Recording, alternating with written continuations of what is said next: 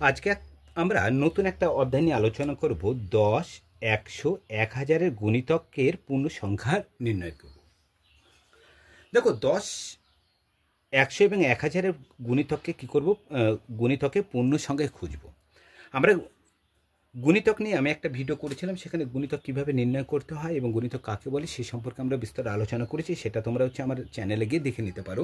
আজকে আমরা যেহেতু আমরা নতুন একটা অধ্যায় করব, এখানে 10, 100 এবং 1000-এর গুণিতকের পূর্ণ সংখ্যা খুঁজব, তবু আমরা একটা কি হালকা ধারণা আমরা দিয়ে যাব। দেখো 10-এর যদি আমরা গুণিতক নির্ণয় করতে চাই, আমরা দুরকমভাবে করতে পারি। একটা গুণ হিসেবে করতে পারি, একটা নামতার হিসেবে করতে পারি।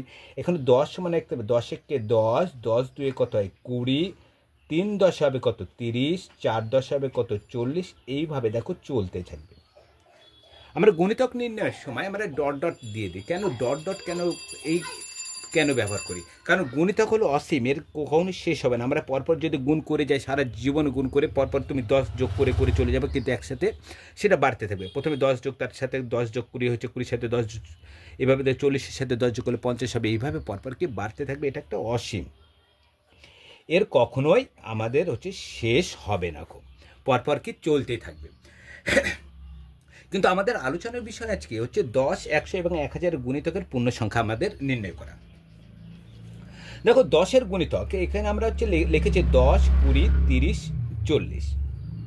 এখন আমাদের পূর্ণ সংখ্যা আমি লক্ষ্য করো, এখানে 0, 1, 2, 3, 4, 5, 6, 7, 8, 9, 10। আমরা 10 পর্যন্ত লিখে রাখা। প্রথমে আমরা 10 পর্যন্ত যে কোনো একটা ঘর শিখে গেলে আমরা পরেরগুলো আমরা খুব সহজেই নির্ণয় করব। এখন আমার লক্ষ্য করো 0 এবং 10 পূর্ণ সংখ্যা হিসেবে শেষ এবং প্রথম। এখানে লক্ষ্য করো, এটা প্রথম এবং এটা কি শেষ। 0, 1, 2, 3, 4, 5, 6, 7, 8, 9, 10। এখন লক্ষ্য করো এখানটাই 4। আমরা পার্থক্য দেখব। আমরা কি দেখব? আমাদের পার্থক্য লক্ষ্য করব। আমরা এখানে 4 10 থেকে কত দূরে আছে, তাহলে আমরা যদি এখানটাই 10 বিয়োগ 4 করি, তাহলে দূরত্ব আসছে কত 6। 0 থেকে কত দূরে, তাহলে 0 থেকে কোনো সংখ্যা বিয়োগ করলে সেই সংখ্যাই হবে, তাহলে কত 4। দেখো এখানে দূরত্ব আসছে 4 দূরত্ব, আর এখানে আসছে কি 6 দূরত্ব। এখানে 6টা ঘর, এখানে চলে আসছে 4টে ঘর, তাহলে 4-এর সব থেকে কাছের পূর্ণ সংখ্যা কিন্তু 0 আসছে। আর একইভাবে 6-এর যদি আমি পূর্ণ সংখ্যা দেখো, 6 বাদ দিলে হচ্ছে কত আসছে 4। 4-এর পূর্ণ সংখ্যা এই 6-এর হিসাবে দেখি, তাহলে দুটোর পার্থক্য হবে। 6-এর পূর্ণ সংখ্যা আমি নির্ণয় করছি। দেখো 6 বিয়োগ 10 বিয়োগ 6 সমান 4। এখানে 0 বিয়োগ 6 সমান হচ্ছে 6। তাহলে 0 থেকে দেখো, 0 থেকে যখন 4-এর দূরত্ব আমরা নির্ণয় করছি তখন 4 আসছে, এবং 4 থেকে 10-এর দূরত্ব নির্ণয় করলে 6 আসছে। একইভাবে 6-এর ক্ষেত্রে যখন আমরা নির্ণয় করছি, 6 থেকে 4-এর দূরত্ব নির্ণয় করছি, 6 থেকে 10-এর দূরত্ব 4, এবং 6 থেকে 0 দূরত্ব আসছে কত 6। তাহলে এখানে লক্ষ্য করতে পারছি 4-এর 10 এবং 0-এর মধ্যে কাছের পূর্ণ সংখ্যায় কোথায় আসছে 0-তে আসছে, এবং 6-এর ক্ষেত্রে কাছের পূর্ণ সংখ্যা আসছে কত 10-এ আসছে। এগুলোতে এক অঙ্কের ক্ষেত্রে গেল। কিন্তু আমরা 2 অঙ্কের ক্ষেত্রে আমরা দুটো অঙ্ক আসছে, সেক্ষেত্রে আমরা পূর্ণ সংখ্যার কোনটা কাছে হবে সেটা আমি লিখলাম 16। তাহলে 16-র সব থেকে 16, তাহলে আমরা মনে রাখবে, এটা মনে রাখবে আমরা কিন্তু করছি 10-এর গুণিতকে। 10-এর প্রথমে করছি কিন্তু 10-এর গুণিতকে, মনে রাখবে এটা করছি কিন্তু 10-এর গুণিতকে। প্রথমটা করছি কি কিসের? 10-এর গুণিতকে। তাহলে লক্ষ্য করো 10-এর গুণিতকে আমি কোনটা কাছে আসবে 10-এর গুণিতকে। তা 10-একে 10, 10 2 কত 20, 3 10-এ আমি 30 লিখে দিলাম। এবার লক্ষ্য করো 16, দেখো 10 এবং 20-এর মাঝখানে হবে 16, তাই তো? একটা মাঝখানে আমি 16টা লিখে রাখলাম। এখন 16 ধরে 16 মাঝখানে বেরিয়ে গেছে কোথায়? এখান থেকে বাড়ি। একবারে বাস্তব উদাহরণ দিয়ে তোমাদের দেখানো হচ্ছে। যদি বাস্তব উদাহরণ দিয়ে তুমি মনে রাখতে পারো, তাহলে কিন্তু খুব সহজেই তোমরা কিন্তু গুণিতকগুলো করতে পারবে। দেখো এখানে বাড়ি, আর যেখানে যাবে গন্তব্যস্থল,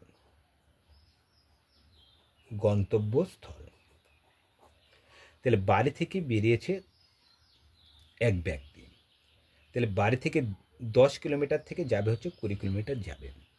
ঠিক যখন 16 কিলোমিটার দূরত্বতে এসছে, 10 থেকে 6 কিলোমিটার পর্যন্ত এসছে, তাই না? 16 মানে কি 6 পর্যন্ত এসছে। এখানে অ্যাকচুয়ালি শুরু করেছিল কত, 0 থেকে চলে গেছে 16 পর্যন্ত, কিন্তু আমরা নির্ণয় করব যেহেতু 16টা 10 এবং 20-র মধ্যবর্তী স্থানে, আমরা সেই জন্য আমরা 10 এবং 20-র মধ্যবর্তী গুণিতকের মাঝখানে সেহেতু আমরা মাঝখান থেকে তোমাদের হচ্ছে দেখানোর চেষ্টা করছি। তাহলে এখানে 10 থেকে 20-র মধ্যে দেখো, এখানে যখন 16তে পৌঁছেছে তখন এর দেখো সাইকেল ছিল, কী ছিল, সাইকেল ছিল, এবং সাইকেলটা পাংচার হয়ে গেল, রাত হয়ে গেছে। এখন সে কী করবে, 10-এর কাছে আসবে না 20-র কাছে যাবে হেঁটে? দেখো এবার দূরত্ব লক্ষ্য করতে হবে। আমরা যদি 16 থেকে 10 বাদ দিই তাহলে তার দূরত্ব আসছে কত, 6। আবার 20 থেকে 16 যদি বাদ দিই দূরত্ব আছে 4। তাহলে সে যদি হেঁটে বাড়ির দিকে রওনা দেয় তাহলে তাকে হাঁটতে হবে 6 কিলোমিটার। আর যদি সে আবার গন্তব্যস্থলের দিকে যায় তাহলে তাকে হাঁটতে হবে কত কিলোমিটার, 4 কিলোমিটার। তাহলে সে কোন দিকে যাবে, সে তার গন্তব্যস্থলের দিকে এগিয়ে যাবে। তাহলে এখানটায় আমরা লক্ষ্য করতে 16 এর দেখো 10-এর গুণিতক হিসেবে যদি চাই তাহলে 10-এ 16 সবথেকে কাছের পূর্ণ সংখ্যার গুণিতক আসছে কত, 20 আসছে। কারণ কি, এখানে দেখো 16 থেকে 20 দূরত্ব 4 হচ্ছে, কিন্তু 10 থেকে যদি হচ্ছে 16 দূরত্ব লক্ষ্য করি তাহলে ওখানে হয়ে যাচ্ছে কত, আমার 6 হয়ে যাচ্ছে। তাহলে এগুলো আমরা তাহলে কোনো 10-এর গুণিতকে নির্ণয় করার সময় তাহলে পূর্ণ সংখ্যা কীভাবে নির্ণয় করব, দেখব 10 থেকে দূরত্বটা কীভাবে আছে। যেটা দূরত্বটা কাছে হবে সেটাই তার হচ্ছে গন্তব্য হয়ে যাবে। দেখো এখানটায় 4 এবং 10, 4 লিখলাম এখানটায়, এখানে লিখলাম 10, এখানে লিখলাম 0। একইভাবে ভাবো, এখান থেকে যাত্রা শুরু করলো, সে দাঁড়িয়ে গেল কি 4 কিলোমিটার পরে। তাহলে দেখো 1 2 3 4 5 6 7 8 9 10। তাহলে এখানে যেতে হবে, হয় তাকে গন্তব্য ফিরে আসতে হবে, নাহলে এখানে বাড়ির দিকে রওনা দিয়ে ফিরে আসতে হবে, নাহলে তাকে গন্তব্যতে পৌঁছাতে হবে। এবার ও হিসাব করে দেখছে, যদি আমি নিজের 10-এর গুণিতক হিসেবে যদি আমি এখানে যাই, মানে তার গন্তব্যে পৌঁছাই, তার আগে তার হিসাব করে নেবে যে তার দূরত্ব কত হচ্ছে। দূরত্ব আছে কত, 10 বিয়োগ 4 আসছে 6 কিলোমিটার। আবার ও যদি ও যদি বাড়ির দিকে ফিরে যায় তাহলে তাকে হাঁটতে হবে কত, 4 কিলোমিটার। তাহলে সে কোন দিকে আসবে, কাছে পড়ছে কোনটা, কাছে তার নিজের বাড়িটাই পড়ছে, সেই জন্য সে ব্যাগ যাবে কি 0-র কাছে ব্যাগ যাবে। তাহলে 4-এর 10-এর কাছের পূর্ণ সংখ্যার গুণিতক আসছে কত, 0 আসছে। তাহলে এগুলো আমরা কিভাবে নির্ণয় করব, তাই না? এগুলো তো আমাদের হচ্ছে বাস্তব উদাহরণ দিয়ে বোঝানো, কিন্তু পরীক্ষার হলে আমরা কিভাবে নির্ণয় করব তার জন্য কিন্তু নিয়ম আছে, আমরা মনে রাখবে। তাহলে আমরা প্রথম করব 10-এর গুণিতকে, মনে রাখবে এটা করছি আমরা 10-এর গুণিতকে পূর্ণ সংখ্যা, 10-এর গুণিতকে পূর্ণ সংখ্যা।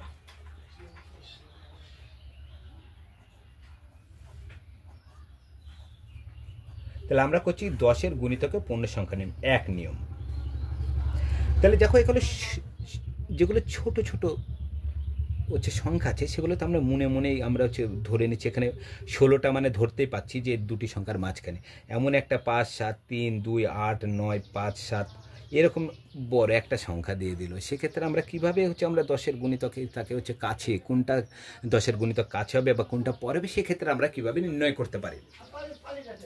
তাহলে 10-এর গুণিতকের পূর্ণ সংখ্যা নির্ণয়ের ক্ষেত্রে তাহলে আমাদের হচ্ছে নিয়মটা আমরা জেনে নিই। 1 নম্বর নিয়ম,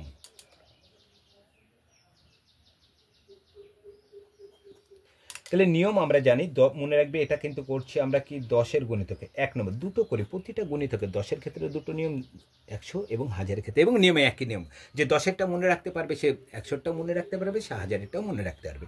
তাহলে 10-এর গুণিতকের নিয়ম মনে রাখবে।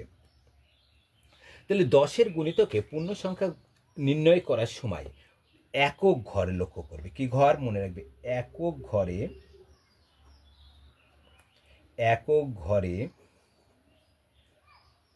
5 এর সমান বা 5 এর বেশি, 5 এর বেশি একক ঘরে 5-এর সমান বা 5-এর বেশি হলে দশকের ঘরে দশকের সাথে 1 যোগ হবে। 1 নম্বর নিয়ম, 1 কি হবে? যোগ হবে এবং একক ঘরে 0 হবে। 1 নম্বর নিয়ম। 2 নম্বর, একক ঘরে 5-এর ছোট হলে, 5-এর কি হতে হবে? ছোট হলে দশক ঘর একই থাকে, একই থাকবে এবং একক ঘরে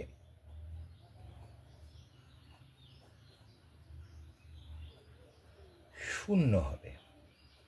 তাহলে 10-এর গুণিতক নির্ণয়ের ক্ষেত্রে তাহলে আমরা এই নিয়মটা আমরা মনে রাখবো।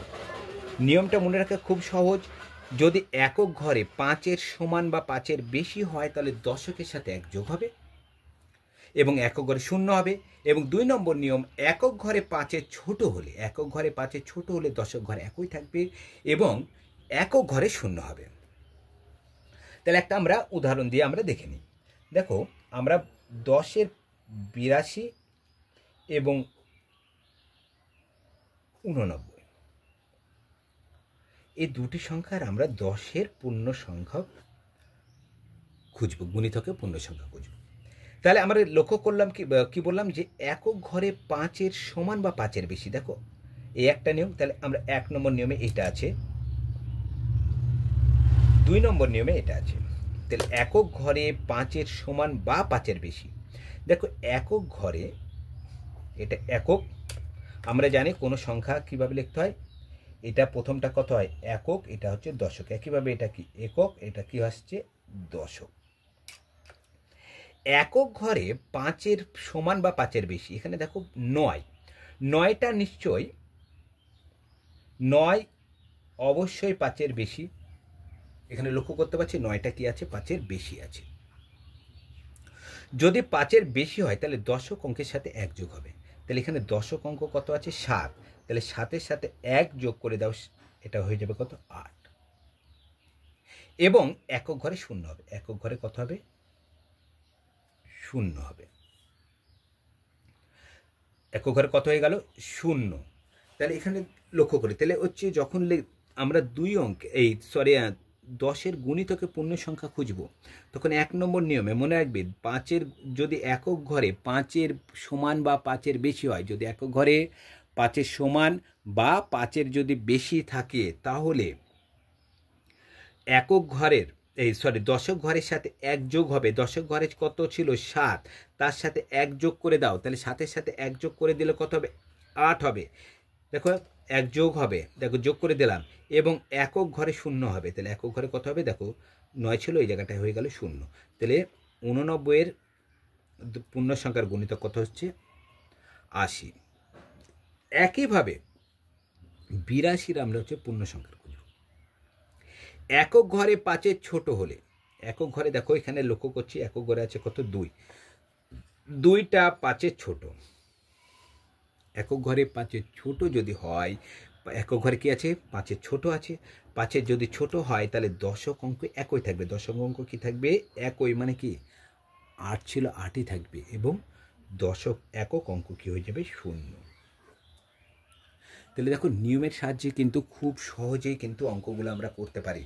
একইভাবে আমরা হচ্ছে একটা 2 অঙ্ক, এখন 3 অঙ্কের সংখ্যাতে আমরা করব। দেখো, আমরা করলাম 37, 26 লিখলাম। আমাদের 10-এর গুণিতকের ক্ষেত্রে যত বড় অঙ্ক থাকুক না কেন, তোমাকে দেখার দরকার না, তুমি শুধু লক্ষ্য করবে একক এবং দশক। মনে থাকবে সবসময় 10-এর গুণিতক নির্ণয়ের সময়, গুণিতকের পূর্ণ সংখ্যা নির্ণয়ের সময় শুধু আমরা লক্ষ্য করব কোন ঘরটা? একক ঘর এবং দশক ঘরটা লক্ষ্য করব। তাহলে কি বলেছে? একক ঘরে 5-এর সমান বা 5-এর বেশি। তাহলে এখানে লক্ষ্য করতে পারছি একক ঘরে কি আছে, 5-এর সমান না 5-এর বেশি আছে সেটা আমাকে লক্ষ্য করতে হবে। তাহলে একক ঘরে আমরা লক্ষ্য করতে পারছি কত, 6। 6টা নিশ্চয়ই 5-এর বেশি, এখানে অবশ্যই লক্ষ্য করতে 6টা হচ্ছে 5-এর বেশি। যদি 5-এর বেশি হয় তাহলে দশকের সাথে 1 যোগ, তাহলে দশক ঘরে কত আছে, 2 আছে। তাহলে দেখো এখানে শতক এবং হাজার কিন্তু একই থেকে যাবে।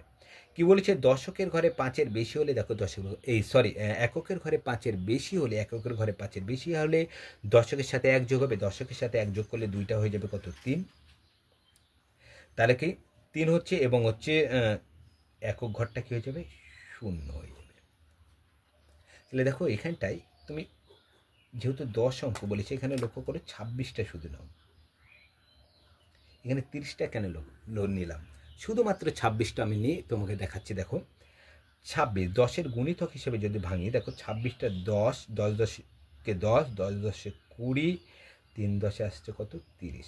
দেখো 26টা দাঁড়িয়ে আছে এইখানটায়। আমরা যদি এই দিকে আসি, 20-তে আসি, তাহলে লক্ষ্য করে এর পার্থক্য হয়ে যাচ্ছে কত, 26 বিয়োগ 20 সমান 6-এর পার্থক্য। কিন্তু 30-এ যদি যাই তাহলে 30 বিয়োগ 26 সমান 4-এর পার্থক্য। তাহলে 10-এর পূর্ণ সংখ্যার গুণিতকের পূর্ণ সংখ্যা কোনটা হবে, 30টা তার কাছে আসছে, সেই জন্য আমরা এখানটায় কত আসছে, দেখো মুখে মুখে করলেও কিন্তু 30ই আসছে। কিন্তু এখন যদি এর থেকে হচ্ছে এখানে একক ঘরে বড় দেখে, একইভাবে আমরা একক ঘরে একটা ছোট সংখ্যা দিয়ে দেখি, 5 7 3 1 আছে। নিয়ম, একক ঘরে 5-এর ছোট হলে, দেখো লক্ষ্য করি একক ঘরে, এটা অবশ্যই একক ঘর, প্রথমেরটা কি একক, পরেরটা কি দশক। একক ঘরে 5-এর ছোট হলে, দেখো এখানে সবসময় একক এবং দশকের নিয়েই কিন্তু হচ্ছে কথা, কিন্তু অন্য কোনো সংখ্যা কিন্তু আসছে না। এটা যেহেতু 10-এর গুণিতকে করছে, 10-এর গুণিতকে সবসময় কার কার আসবে, একক এবং দশকের ঘর, অন্য কোনো ঘর আমরা লক্ষ্য করবো না। একক ঘর যদি 5-এর ছোট হয়, দেখো একক ঘর অবশ্যই 5-এর ছোট আছে, দশক ঘরের অঙ্ক একই থাকবে, তাহলে দশক ঘরের অঙ্ক কি থাকবে, একই। তাহলে শতক এবং হাজারের সাথে আমার 7 নাই, তাহলে যেটা ছিল সেটা বসে থাকবে। দশক ঘরে একই থাকবে মানে 3 থাকবে, এবং এককটা কি হয়ে যাবে, 0। তাহলে 57 31-এর 10-এর গুণিতকে পূর্ণ সংখ্যা হবে কত, 57 30। তাহলে 10-এর গুণিতকে পূর্ণ সংখ্যা নির্ণয় করার সময়, তাহলে আমাদের যদি নিয়মটা মনে রাখি, তাহলে আমরা কিন্তু খুব সহজেই কিন্তু আমরা 10-এর গুণিতকে পূর্ণ সংখ্যা বের করতে পারবো। আমরা একবার পেজটা উল্টে নিই, তাহলে আমরা 10-এর গুণিতকের পূর্ণ সংখ্যা আশা করি তোমরা করতে পারবে। 10 সেকেন্ড, 10 100 1000 এর গুণিতকে পূর্ণ সংখ্যা, ফার্স্ট ভিডিও। তাহলে আমরা 10-এর গুণিতকে আমরা পূর্ণ সংখ্যা সম্পর্কে আমরা ধারণা লাভ করলাম। এবার আমরা 100-র গুণিতকে আমরা ধারণা লাভ করব। একইভাবে 100-র গুণিতক যদি 101-কে কত হয়, 100, 100 দুগুণে কত হবে, 200, তারপরে কত আসবে, 300, তারপরে হবে কত, 400, এইভাবে আমার চলতে থাকবে, তাই না। একইভাবে লক্ষ্য করো, আমি 170 আছে, তাই না, আমাকে 170, তাহলে 170টা কার মধ্যবর্তীতে পড়ছে, 100 এবং 200-র মধ্যবর্তীতে পড়ছে আমার। তাহলে 100-র মনে রাখবে, এটা কিন্তু 100-র গুণিতকে করছে, মনে রাখবে এটা করছে কতর গুণিতকে, 100-র গুণিতকে, এটা করা হচ্ছে 100 এর গুণিতকে।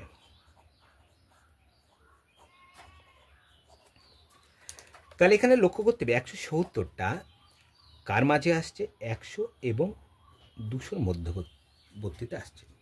এখন সে একই উদাহরণই যদি আমি দিই, সে এখান থেকে যাত্রা শুরু করলো, এখানে এসে কি 100 থেকে যাত্রা শুরু করে 170-এ দাঁড়িয়ে গেলো, এখন সে 200-র কাছে যাবে না 100-র কাছে যাবে, তাহলে আমাকে দূরত্ব দেখতে হবে। তাহলে 170 বিয়োগ 100 সমান, দূরত্ব আসছে 70, এখানে 200 বিয়োগ 170, দূরত্ব আসছে কত, 30। তাহলে আমরা লক্ষ্য করতে পারছি যে 170-এ সবচেয়ে কাছের পূর্ণ সংখ্যার গুণিতক কতটা আসবে, 200তে আসবে, কারণ তার দূরত্বটা কি কাছে আসছে। তাহলে 100-র গুণিতকের ক্ষেত্রেও সে একই বাস্তব উদাহরণ যেটা, সেই একই বাস্তব উদাহরণ আমরা এখানে প্রয়োগ করতে পারি। কিন্তু এখানে এবার 10-এর গুণিতক, এগুলো তো বাস্তব উদাহরণ, কিন্তু নিয়ম জেনে আমরা পরীক্ষাতে আমরা কিভাবে করব। 5-এর গুণিতক, এই 10-এর গুণিতক আমরা যেভাবে করলাম, আমরা 100-এর গুণিতকেরও দুটি নিয়ম আছে, মনে রাখবে। আমরা 10-এর গুণিতক যেহেতু আমরা বাস্তব উদাহরণ দিয়ে দিচ্ছি, আমরা আশা করি হচ্ছে 100-এর গুণিতকে আর অতটা বাস্তব উদাহরণ দেওয়ার দরকার হবে না, সেই জন্য আমরা একেবারে কি নিয়মে চলে গেলাম। 100-এর গুণিতক, দেখো 10-এর গুণিতকের সময় আমরা একক ঘরে লক্ষ্য করছিলাম, তাই না? 10-এর গুণিতকের ক্ষেত্রে আমরা দশক ঘর লক্ষ্য করবো একইভাবে। 1 নম্বর নিয়ম, দশক ঘরে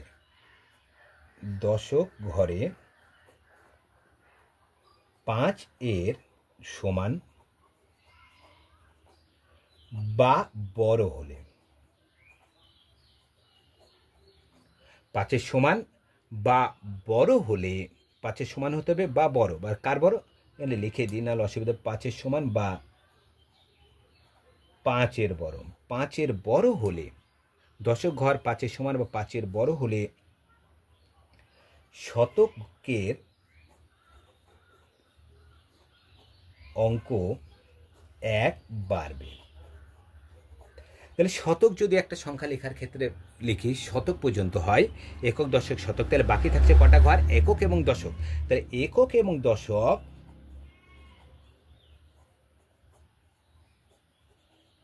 শূন্য হবে, 1 নম্বর নিয়ম।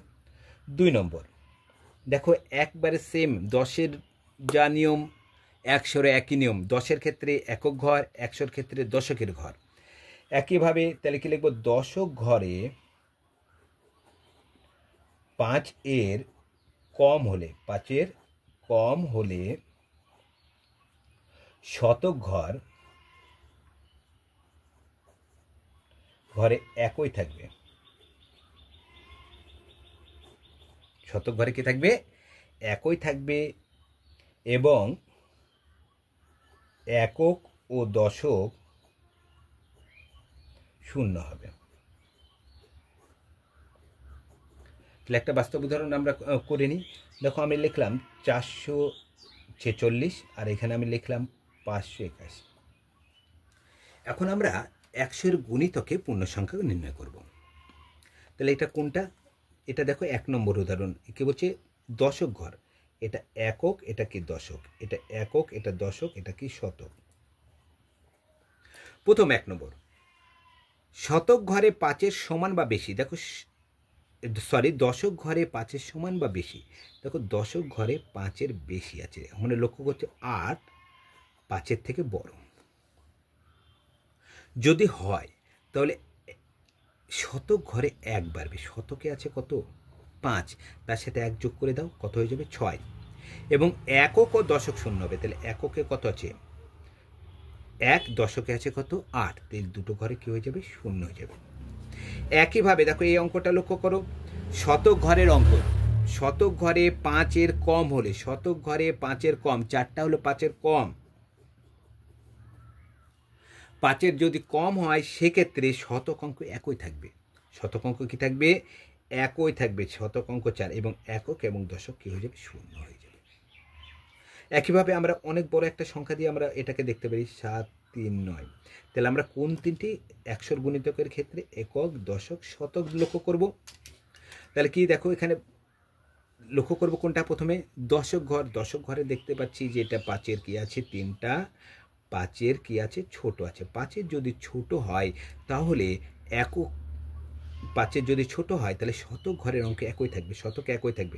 এক্ষেত্রে আমরা বাকি ঘরগুলো কি দেখবো না, যেমন থাকবে তেমন পড়ে থাকবে, তাহলে শতক ঘরের একই থাকবে এবং বাকিগুলোতে শূন্য থাকবে, বসে যাবে। এটা তো 3 অঙ্কের গেল, কিন্তু আমাকে যদি অঙ্কটা দেখো আমাকে দিল 57 এর হচ্ছে 100-এর পূর্ণ সংখ্যা খুঁজি। এখানে ভালো করে লক্ষ্য করো, এখানে লক্ষ্য করো, এখানে দেখো এটা একক আছে, দশক আছে। আমাকে দেখো এখানে 3 অঙ্কের, 100 মানে 3 অঙ্কের সংখ্যা, আমাকে মনে মনে এটাকে 3 অঙ্কে করে নিতে হবে। এখানে শতক আমাকে মনে মনে ধরে নিতে হবে, কি শতক কত আছে? শূন্য আছে, মনে এটা আমাকে ধরে নিতে হবে। তাহলে এবার সর্বপ্রথম কাজ হলো দশক অঙ্ক লক্ষ্য করা। এখানে দেখো দশক অঙ্ক 5 আছে, দশক অঙ্ক 5-এর কি দশক অঙ্ক 5-এর সমান বা 5-এর, এখানে লক্ষ্য করছি 5টা 5-এর কি আছে সমান আছে। শতকের 1 বাড়বে না, 1 যোগ হবে, তাহলে সুবিধা হবে, তো যোগ হবে। এর আগে একটা যোগ করেছিলাম তো, হ্যাঁ যোগ, 1 বাড়বে বলে বোঝা অসুবিধা হবে, 1 কি হবে যোগ হবে। তাহলে এখানে লক্ষ্য করো, তাহলে 5টা হলো, তো 1 নম্বর নিয়মের মধ্যে বলছে দশক ঘরটা 5-এর কি আছে সমান আছে।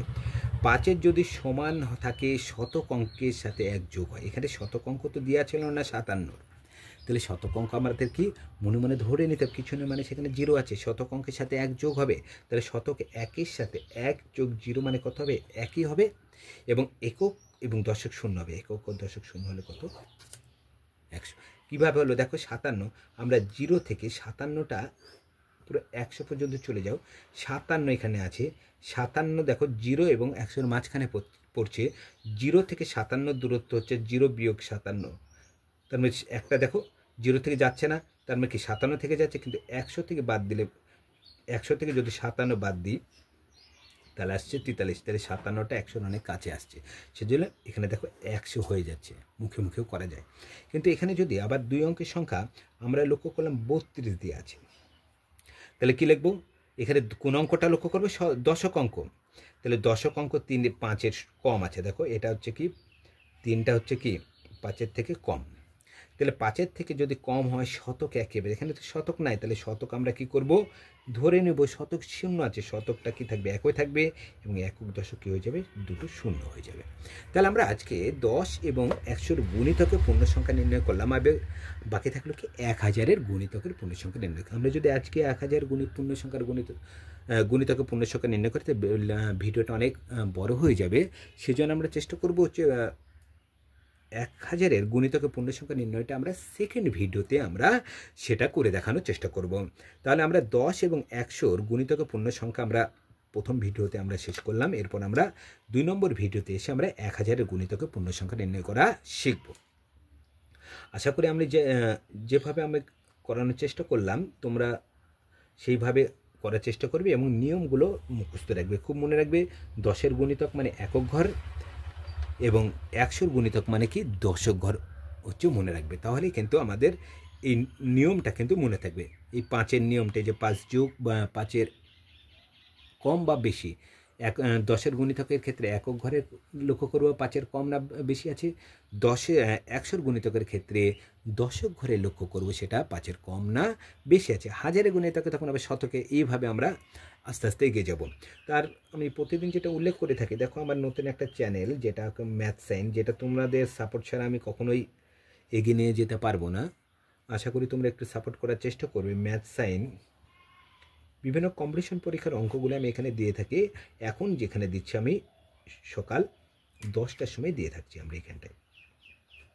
তাছাড়া নবকুমার স্যার হিসেবে যে চ্যানেলটা আছে সেই চ্যানেলে এখন আমি দিচ্ছি দুপুর 12টার সময় শর্ট, তাহলে দুটো আমি শর্ট দিয়ে থাকছি, একটা ম্যাথ সাইনে শর্ট দিয়ে থাকছি আর একটা নবকুমার স্যার হিসেবে চ্যানেলটা আছে সেখানে কিন্তু আমি প্রতিদিন শর্টটা লোড করছি, এবং লং ভিডিও যেটা সেটা কিন্তু একদিন পর পর, আজকে দিলাম তাহলে একদিন গ্যাপ, তার পরের দিন কটায় দিচ্ছি 8:30 আমি প্রতিদিন হচ্ছে একটা করে লং ছেড়ছি, কটা একদিন পর পরে 8:30টার সময়। আর তোমরা ম্যাথ স্যারের লিঙ্কটা পেয়ে যাবে, নবকুমার স্যার হিসেবে যে চ্যানেলটা আছে তার ডেসক্রিপশন বক্সে তোমরা ম্যাথ স্যারের লিঙ্কটা পেয়ে যাবে। আর তোমাদের যদি চ্যানেলটি ভালো লেগে থাকে তাহলে লাইক কমেন্ট শেয়ার সাবস্ক্রাইব করবে।